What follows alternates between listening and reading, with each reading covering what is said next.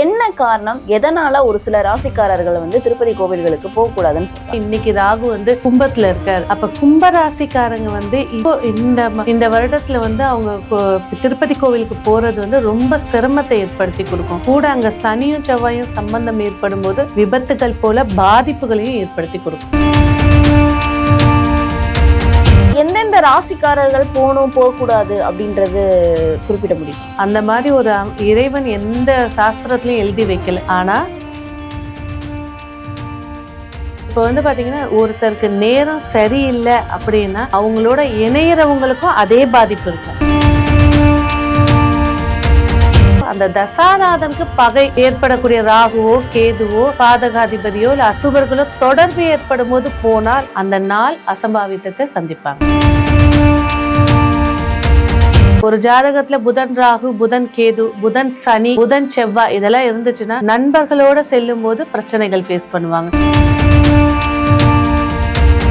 இறைவனுக்காக தான் செல்றாங்க, இறைவன் பாத்துக்க மாட்டாரா அப்படின்னா கர்ம வினைன்னு ஒரு விஷயம் நடுவுல வந்து நிக்கும் போது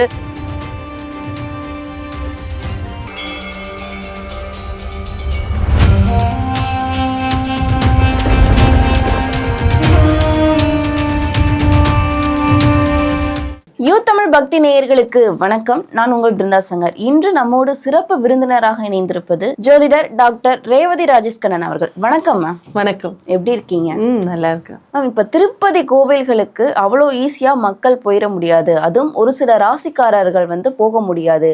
அப்படியே போனாலும் பல தடங்களை தாண்டி அந்த கோவில்ல வந்து தரிசனம் பண்ற ஒரு நிலை வந்து இருக்கு. என்ன காரணம், எதனால ஒரு சில ராசிக்காரர்கள் வந்து திருப்பதி கோவில்களுக்கு போக கூடாதுன்னு சொல்றாங்க?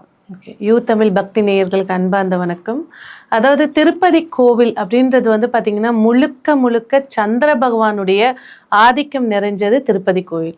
அங்க இருக்கக்கூடிய பெருமாளோட அம்சம் வந்து சந்திரனுடைய அம்சம்.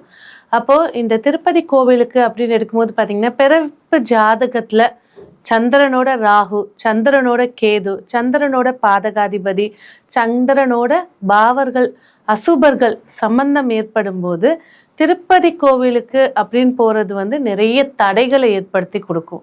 அதுவும் கோச்சாரத்துல இப்போ ஃபார் எக்ஸாம்பிளுக்கு வந்து பாத்தீங்கன்னா இன்னைக்கு ராகு வந்து கும்பத்துல இருக்காரு. அப்ப கும்பராசிக்காரங்க வந்து இப்போ இந்த வருடத்துல வந்து அவங்க திருப்பதி கோவிலுக்கு போறது வந்து ரொம்ப சிரமத்தை ஏற்படுத்தி கொடுக்கும். கூட அங்க சனியும் செவ்வாயும் சம்பந்தம் ஏற்படும் போது விபத்துகள் போல பாதிப்புகளையும் ஏற்படுத்தி கொடுக்கும்.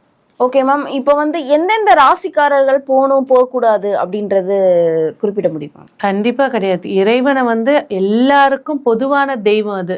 நான் கூட 2-3 காணொலிகள் கேட்டேன், இந்த ராசிக்காரங்க தான் போகணும், இந்த நட்சத்திரக்காரங்க தான் போகணும். அந்த மாதிரி ஒரு இறைவன் எந்த சாஸ்திரத்திலையும் எழுதி வைக்கல. ஆனா அந்த இறைவன் எந்த ஆதிக்கத்தை சேர்ந்தவங்களோ அதற்குடைய எதிர்ப்பு ஆதிக்க தசாபுத்திகள் நடைபெறும் போது ஒருத்தர் போனாங்கன்னா சிரமத்தையும் பிரச்சனைகளையும் ஃபேஸ் பண்றாங்க.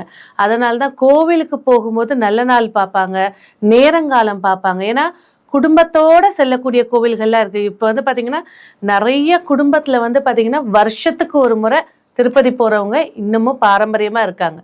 அவங்க கிளம்பும் போது நாள் நட்சத்திரம் போகலாமா வேணாமா அப்படிங்கிற எல்லா தகவலையும் அவங்களோட குடும்ப ஜோதிடர்கிட்ட கேட்டுட்டு போயிட்டு வருவாங்க. 4 நட்சத்திரம் செலக்ட் பண்ணாம போகும்போது சில விபத்துகளும் பிரச்சனைகளும் ஃபேஸ் பண்ணுவாங்க. இப்போ வந்து நீங்க சொன்னீங்க மேம், குடும்பத்தோட போறவங்க இருக்காங்க அப்படின்னு சொல்லிட்டு. இப்போ குடும்பத்தோட பக்கத்து அக்கம் பக்கம் எல்லாமே சேர்ந்து வந்து ஒரு வேன் பிடிச்சு போறாங்க.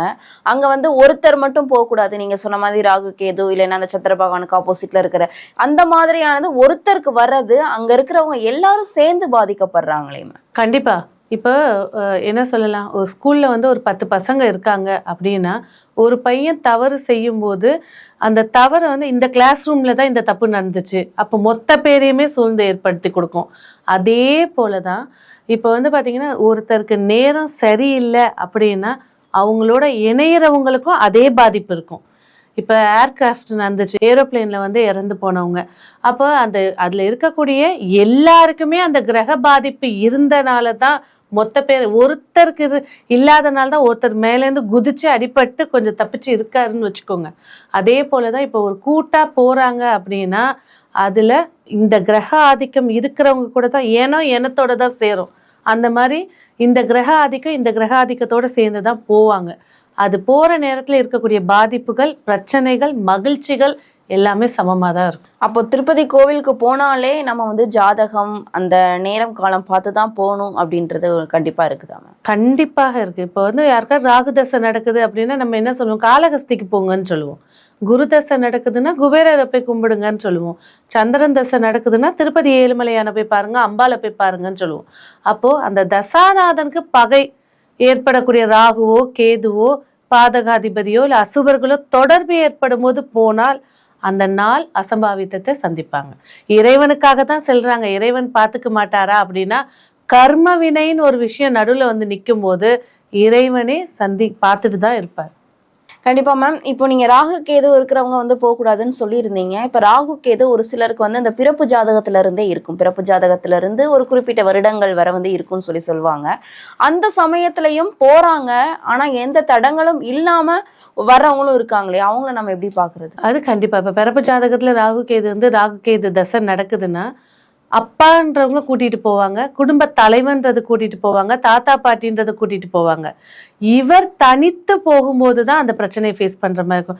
யாருக்கிடையாவது கட்டுப்பாட்டுல போகும்போது கையை கட்டிட்டு கம்முன்னு போயிட்டு வருவாங்க.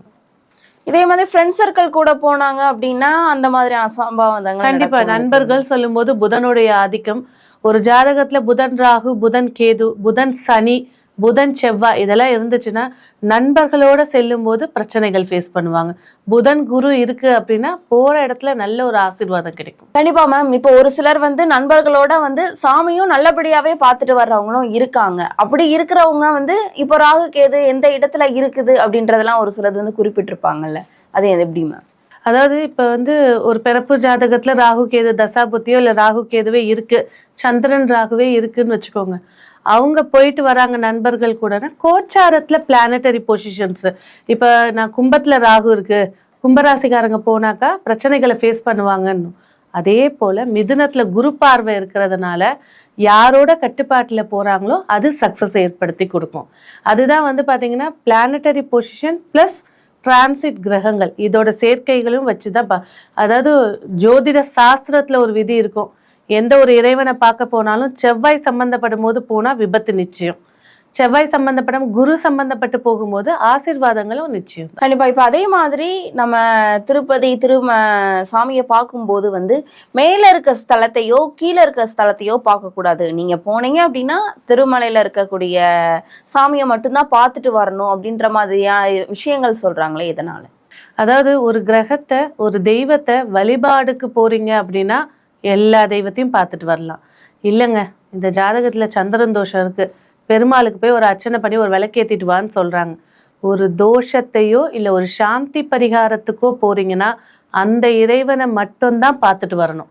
வேற இறைவன்களை அந்த இது முடிக்கிற வரைக்கும் வேற எந்த சாமியும் கும்பிடக்கூடாது. நான் நார்மலா போயிட்டு வரேன் அப்படின்னா தாராளமா போய் பெருமாளை பார்த்துட்டு மேல உள்ள கோயிலையும் கீழே உள்ள கோயிலையும் பார்த்துட்டு வரலாம்.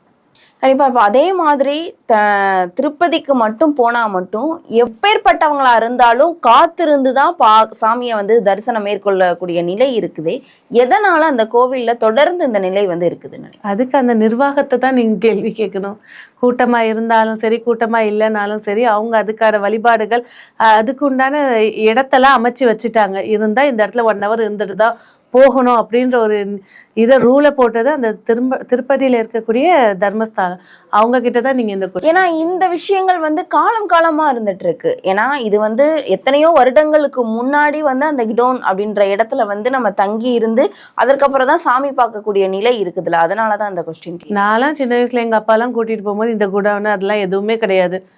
நைட்டு கிளம்புவாங்க, காலையில விடிய காலையில அந்த 4:30 6 போய் பெருமாளுக்கு லைன்ல நிற்போம், சாமியை பார்ப்போம், வந்துகிட்டே இருப்போம். இப்போ உள்ள ஃபெசிலிட்டிஸ் வந்து இந்த மாதிரி மாற்றி அமைச்சிருக்காங்க. வரவங்க இவ்வளோ நேரம் நிற்கணும், இதுக்கப்புறம் தான் போய் பார்க்கணும். ஸோ 2வது வந்து அந்த இறைவனுடைய வழிபாடுகள் ஆரத்தி 6 வகையான ஆரத்திகள் செய்கிறாங்க. ஆச்சாரமாக செய்யும் போது சில நேரத்தில் அந்த இறைவனுக்கு உணவு கொடுக்கும் போதோ இல்லை ஒரு அபிஷேகம் பண்ணும் போதோ ஏற்படக்கூடிய தாமதங்கள் இந்த மாதிரி ஏற்படுத்தி கொடுக்கலாம். அது விட இன்னும் முக்கியமா வந்து அதாவது கடன் இருக்கிறவங்க வந்து திருப்பதிக்கு போனா அந்த கடன் வந்து சீக்கிரமா நிவர்த்தி ஆகும் அப்படின்னு சொல்றாங்க.